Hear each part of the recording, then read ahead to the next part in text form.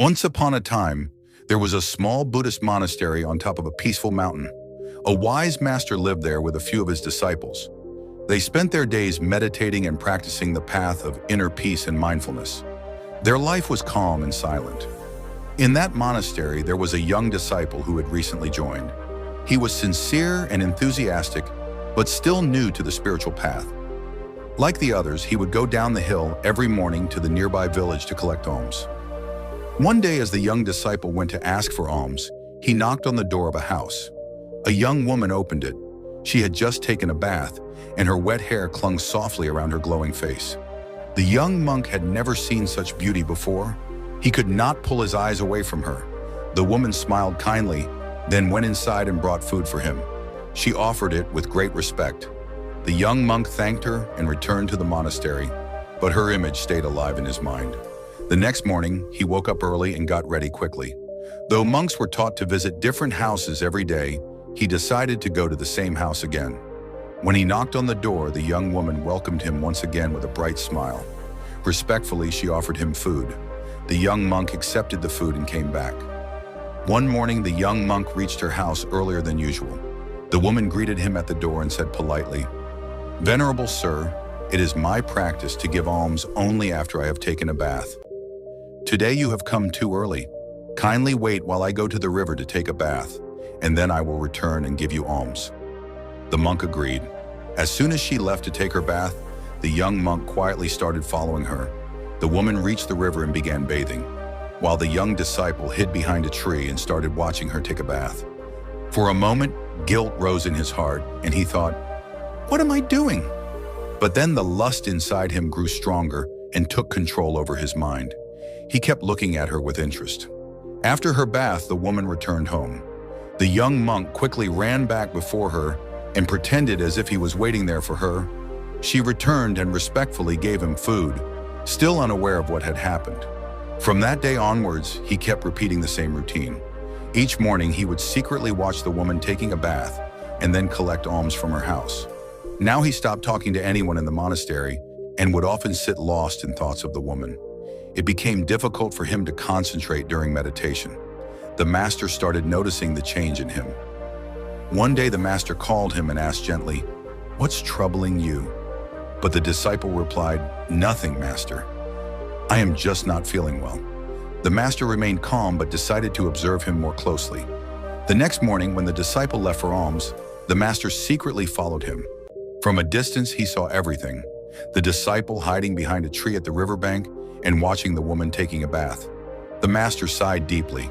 His heart was filled with sadness. The master quietly walked up to him and placed a firm hand on his shoulder.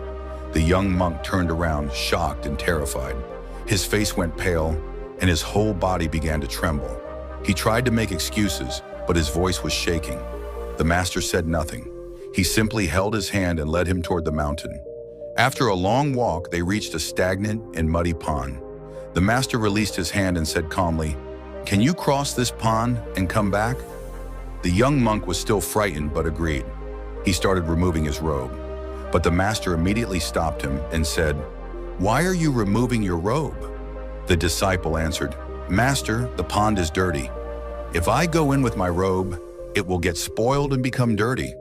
The master smiled gently and said, "You are not ready to dirty your robe, which is not very precious. But you allowed your priceless mind to be stained so easily." Then he continued, "This robe can be washed easily. But when the mind gets dirty, it is not easy to clean it." He pointed at the muddy pond. "Lust is like this mud. At first it seems harmless, but once you step in it, it sticks to you. The more you struggle, the deeper you sink in." He looked at the young monk and said, "In the same way, when you let lust into your mind, it stains you, it traps you, and if you don't stop, it pulls you down further and further." The young disciple was feeling deeply ashamed. He had understood the weight of his master's words. Tears rolled down his cheeks, and he bowed to his master and said, "Please forgive me, master. I have lost my way." The master gently placed his hand on his shoulder and said, "Falling is not your defeat, but staying fallen is, so rise again, stronger and wiser." From that day onwards, the young monk truly began his real practice. He stopped going for alms.